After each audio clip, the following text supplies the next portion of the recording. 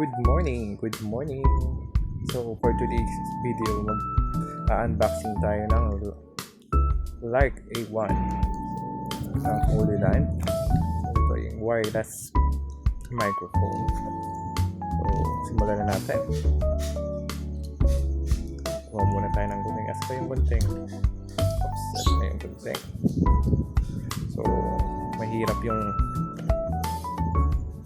paggamit ng gunting kasi yung isang kamay ko nakahawak sa camera and then yung isa lang yung nagagamit. So punitin na lang natin to.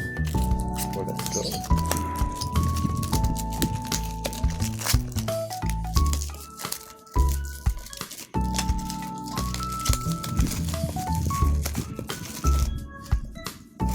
So ayan, tanggalin natin yung plastic. And then, check na natin kung pwede natin mag-open. Hindi pa pala. Meron pa. Ito. So, yung sa ilalim. Tanggalin muna natin itong nasa ilalim.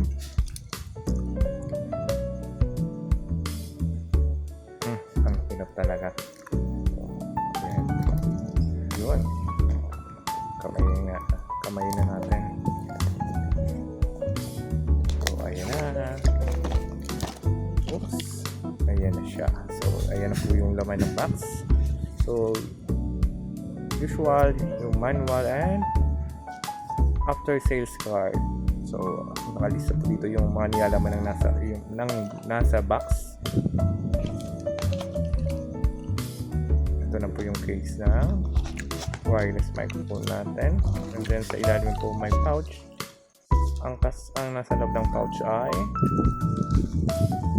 kaya yung nasa loob ng pouch. So, charger. So, cord lang po yung kasama. And then, ayan, yung gel. Ito pang nasa loob ng pouch.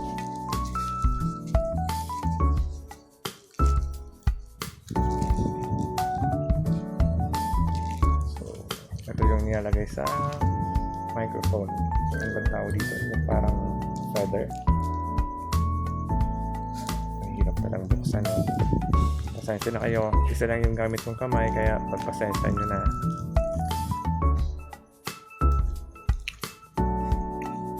Kaya gamitan ulit natin ang gunting. Oops. Yun. Ayan. So ayan. Ayan siya.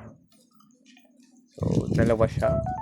Isa, dalawa. Hindi ko nabubuksan yung isa kasi mahirap na buksan. Kaya wag na natin ipilit pa. So, after natin yan, mayroon na tayong cord and then yung feather na yon na nilalagay sa mic.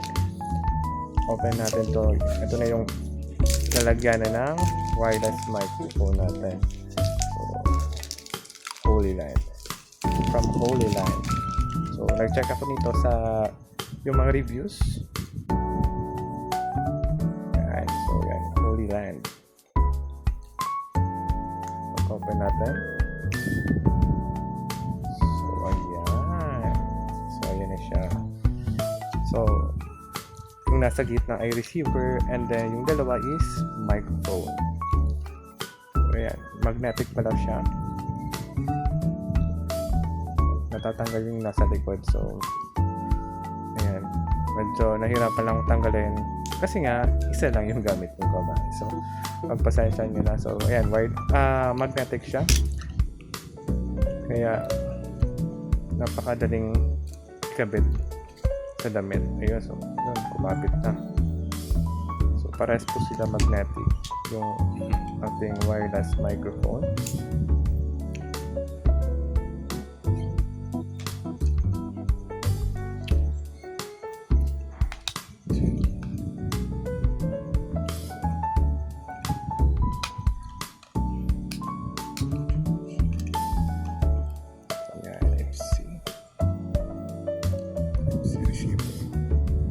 Maganda yung quality. Hindi siya yung murahin na mga wireless microphone. So, meron na kasi akong Boya. Kaso yung Boya ko is may mahabang wire pa. So, kaya naisipan ko bumili nito para mag-upgrade na din. So, ayan. Try natin itong ilagay. So, ayan. Ilalagay mo lang siya sa ibabaw. So, ayan. Yan ang itsura niya.